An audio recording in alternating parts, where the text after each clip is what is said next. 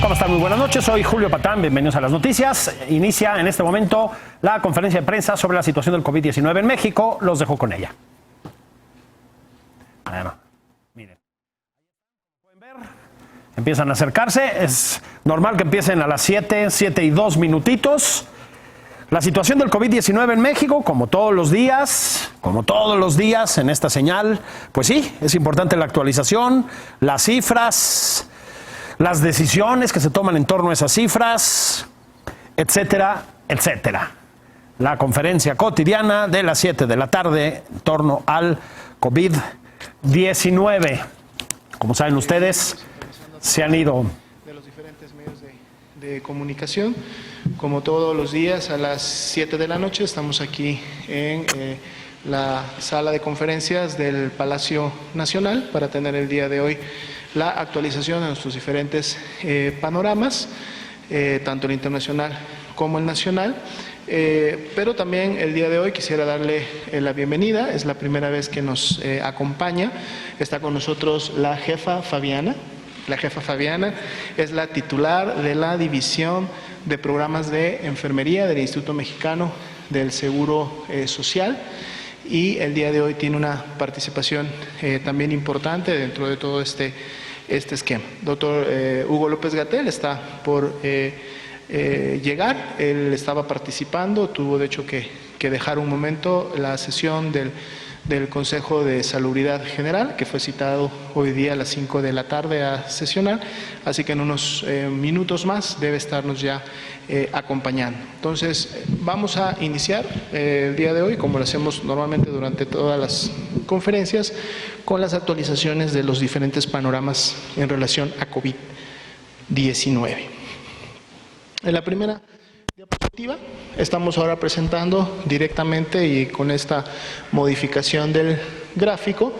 Si recuerdan, con este gráfico estamos dando seguimiento a cómo se está comportando la pandemia para cada una de las regiones de la Organización Mundial de la Salud.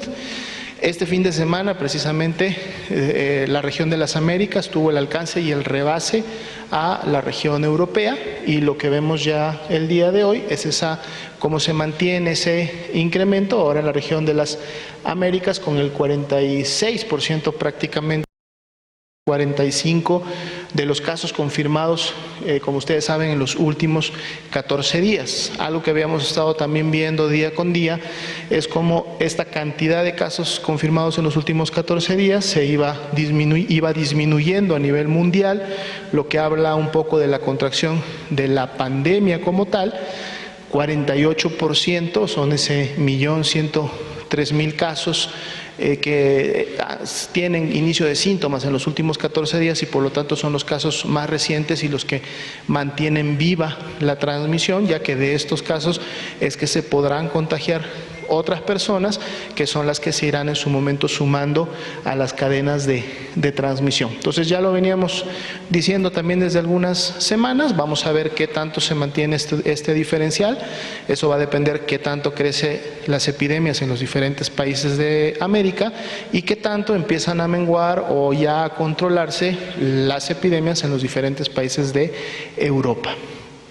En la siguiente diapositiva vamos a estar ahora presentando las cifras y distribuidas o en función de la utilidad de la información. Vienen todas, ahorita las vamos a ver en las siguientes diapositivas. Vamos con la primera de ellas, que normalmente es la que siempre actualizamos para el tema nacional, que son precisamente los casos que se han confirmado. 8.772 casos son los que se encontraron en la plataforma al corte del día de hoy, y pueden ustedes ver la distribución que ya también habíamos estado presentando día con día en cada uno de los estados.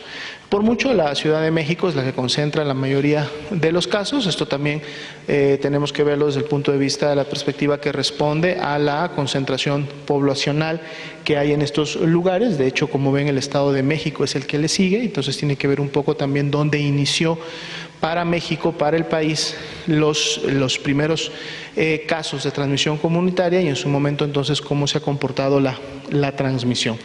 En la siguiente diapositiva vamos a ver la distribución por tasa de incidencia acumulada, 2.32 para todo el país, o sería la tasa nacional por cada 100.000 habitantes, pero entonces vemos cómo esta tasa se comporta de manera diferente dependiendo de cada una de las entidades federativas.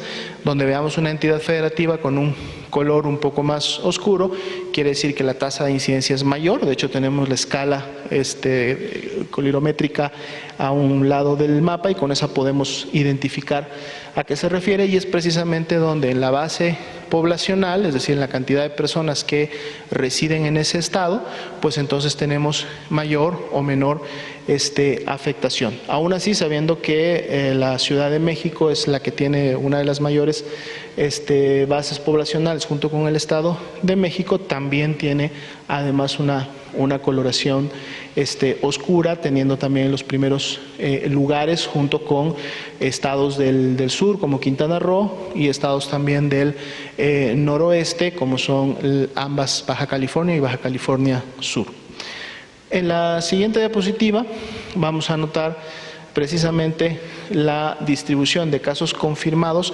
Ahora estamos viendo los casos confirmados activos por entidad federativa, es decir, los casos que se han confirmado con inicio de síntomas en los últimos 14 días, es decir, los casos más recientes, y estos representan a 2.965 de ese gran total. Y entonces podemos ver más allá del acumulado, o sea, en un gráfico previo estábamos viendo cuál era la carga confirmada acumulada de casos para cada entidad federativa. En este gráfico lo que podemos ver es cuál es la carga acumulada de casos activos, es decir, todos aquellos que han iniciado en los últimos 14 días, para también tener esta otra perspectiva, es decir, en qué estados estamos teniendo la transmisión más reciente, es decir, donde se encuentran activo la dispersión, la transmisión y en su momento, lógicamente, también los brotes que se están dando a nivel comunitario. Y entonces aquí podemos también ver, por ejemplo, la Ciudad de México encabezando esa tasa de incidencia por 100.000 habitantes en relación a los 2.965 y los demás estados que también tienen que ver con esta base. Esto está calculado solamente en función de los casos confirmados activos, no del acumulado total. Es para ver dónde está la transmisión más reciente. Si vemos la siguiente diapositiva, por favor, tenemos los mismos casos acumulados activos, es decir, con inicio de síntomas en los últimos 14 días, pero acumulados por fecha de inicio de síntomas. Esto es un poco para ver también cuál es la tendencia que está llevando la transmisión, en este caso en los últimos 14 días de transmisión. La siguiente diapositiva. Aquí tenemos el número actualizado de defunciones, 712 para el día de hoy. Tenemos la distribución por grupo de edad en los que se han producido estas lamentables defunciones.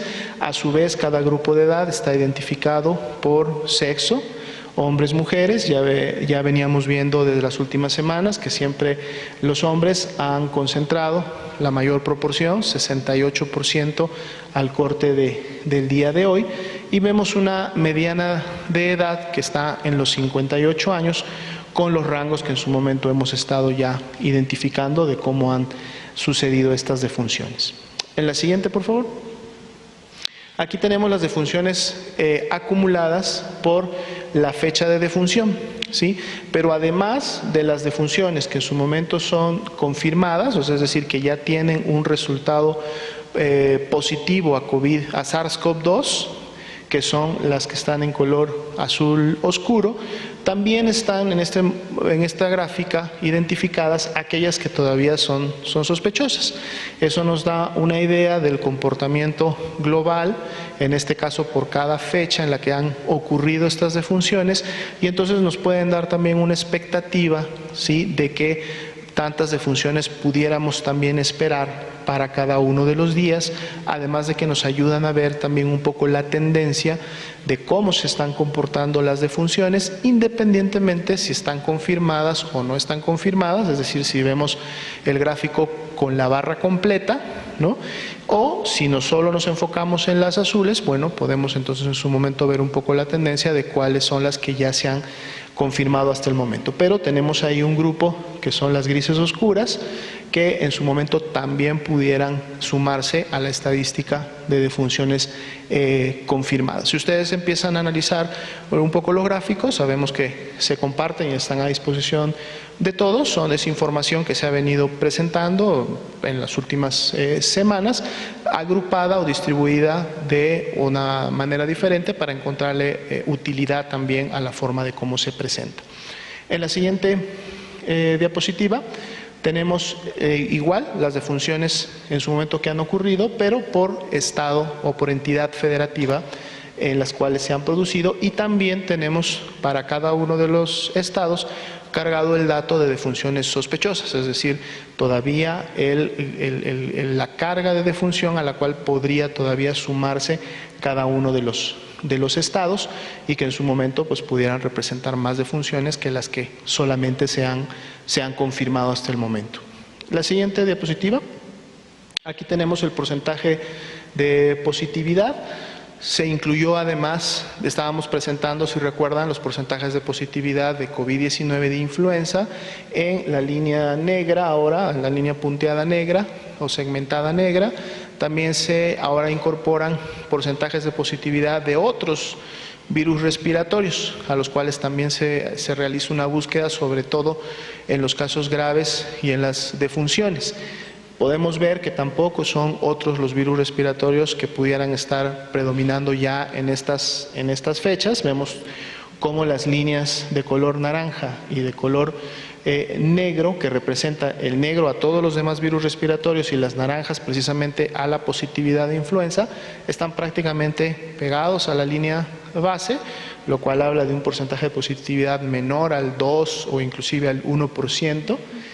Pero vemos entonces cómo ya la positividad, y esto es, como lo pueden ver, es por fecha, no es por semana epidemiológica, sino es por cada una de las fechas, como la línea roja oscura, que es la que representa a SARS-CoV-2, es la que en su momento se ha mantenido por encima, llegando a tener inclusive en algunos días picos en la última actualización ya por arriba del 30%, es decir que 3 de cada 10 casos han sido SARS-CoV-2, y bueno, hay una variabilidad menor en los últimos días, pero como hemos estado presentando día con día, vemos cómo esto, en la medida que se van confirmando o dando a conocer más resultados de laboratorio, pues esto entonces empieza también a cambiar y empieza a tomar la tendencia que en su momento podemos observar ya desde el 24-25 de marzo en adelante, que ha sido una tendencia ascendente de este porcentaje de positividad, y lo veníamos también diciendo desde hace algunas semanas, que en la medida que esto fuera avanzando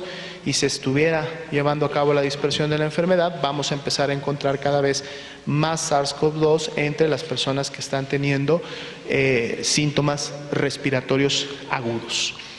En la siguiente diapositiva podemos ver nuestra carga acumulada de casos confirmados, los 8.772 de hoy.